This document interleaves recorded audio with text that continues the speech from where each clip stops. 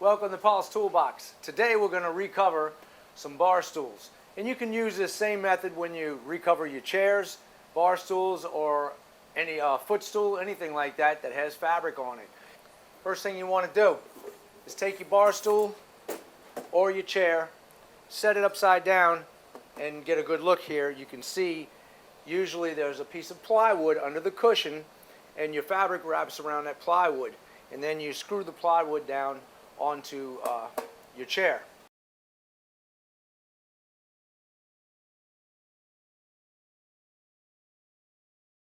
Before we go any further, I want to share a quick note with you. I'm a survivor of throat cancer. I was diagnosed with it in 2008. So when MegaPro came to me and said that they had a screwdriver that they donate $1 toward Breastcancerorg for every one of them sold, I was in. This screwdriver has 15 different attachments. It has 14 in the back that you can choose from, and it locks in place. You can spin this, put pressure on it, and you don't have to worry about this coming off like the cap ones. Also, you have a nut driver right here, a 1/4-inch nut driver, and this comes with a lifetime warranty. Fantastic tools. Once you remove all your staples out from here, then you can start putting the other pieces back on. I like to use vice grips to pull them out because they really grab well and real quick. Just about every chair or bar stool that you run across is going to be made the same way. The cloth is pulled over it and it's tacked in, usually with staples. This is a tack hammer by Arrow. I purchased this several years ago and I use it all the time. It shoots your standard T50 staple, and you can get these just about anywhere. This is something that you can pick up at just about any hardware store. The great thing about this is it will go into hardwoods where your regular spring-loaded stapler will not shoot into this. You're going to hit it against your piece, and it really hits pretty hard because it's got a little bit of weight to it. So I can take this and pop it right into oak. But I'm going to show you an even faster way if you have a compressor. And that's the way I like to use it, or do it, because it makes it easier for me to pull and shoot at the same time. I don't have to worry about pulling this and swinging a hammer and possibly hitting my fingers. You'd have to pull it further down and then be careful, hit it and trim it. And I usually do that anyway. I pull it further down, and you'll see what I'm talking about, and we'll trim it after. So we're going to take this and set it in place, and I'm going to use my pneumatic staple gun right here. This gun shoots a 1/2-inch staple. You can get these guns for probably a little over $100, somewhere around there. This is a rigid, sells at Home Depot, and I bought it a few years ago. It's a great tool. I use it a lot. If you don't use that a lot, you may want to just get something that's inexpensive. Once you know that you have enough to pull on all 4 corners, you can go ahead and trim it. I cut this piece, and now I'll just have to cut this piece. I'll leave it a little bit long. Like I said, we can trim it up after, because this is just a remnants piece. It's done with anyway after this.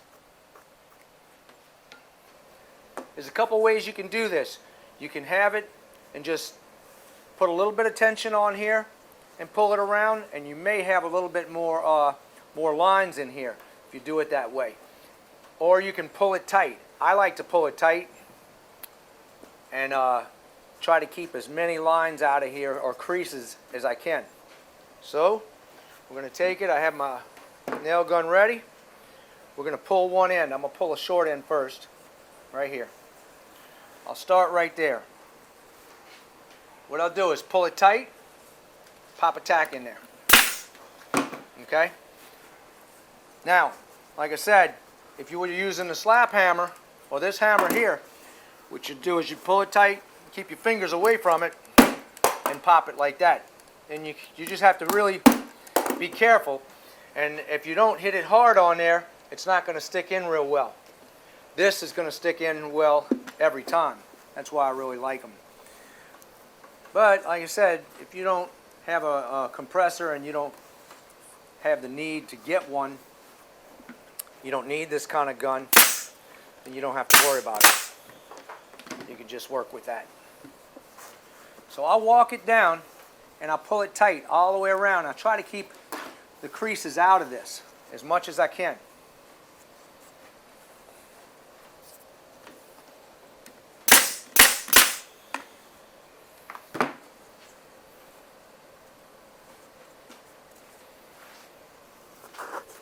Pull it tight.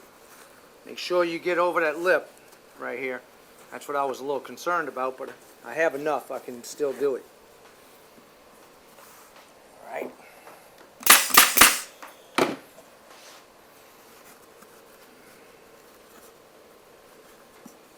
Sometimes you got to work it a little bit while you're doing it. Just pull it. It'll work. You'll get all those creases out, or most of them out, if you're careful about it.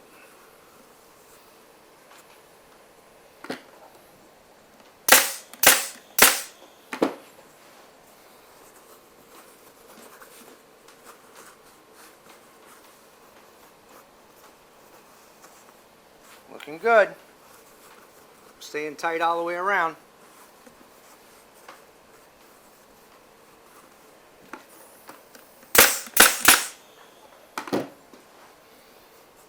I'm no professional at redoing couches or whatever, or upholstery, but I've fixed a lot of bar stools and a lot of chairs in my time, and I like doing that stuff, so I can promise you it works.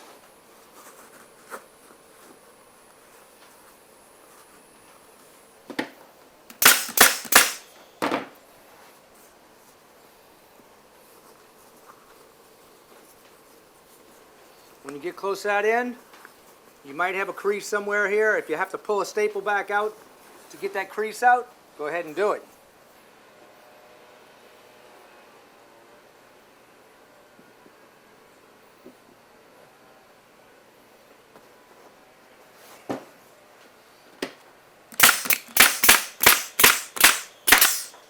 You want to keep it tight all the way around. Okay. Now, what we'll do is we'll trim this up and get this fluff out of the way. I no longer need that.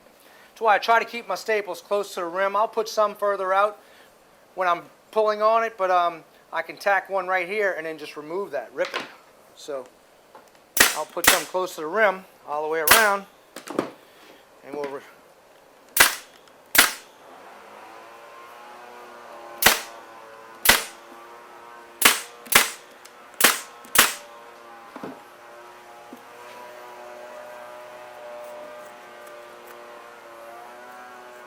we're ready to go ahead and pop our backing back on here. Just set it right in place. Don't worry about where the holes are to match up, because you can put new holes in when you remount it. Not a big deal.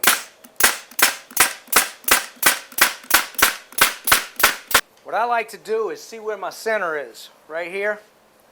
I'm going to look right where the pattern goes, and I'll put a piece of tape up there. Okay, now I'm going to set my bar stool up here, and I'm going to mark that too. You'll want to just come straight down here. So then when I go to put these together, I'm going to line it up, and my pattern will be straight. When you look at the chair, it won't go off to the side. That ought to do me. A little bit to the back. I'll take my 4 screws, set it back in.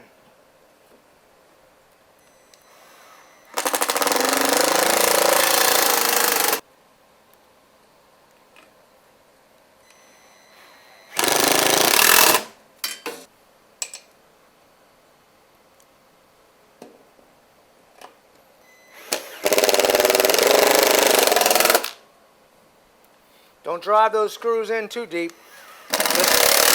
Just snug them up good. Once it's snug and nice and tight, you're good. Well, there you have it.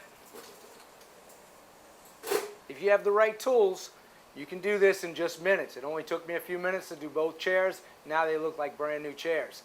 I'm going to put them back in my kitchen and make my wife happy. Don't forget to subscribe. Check out paulstoolbox.com for all my archive videos. I will see you on the next project. And if you found this useful, hit like for me.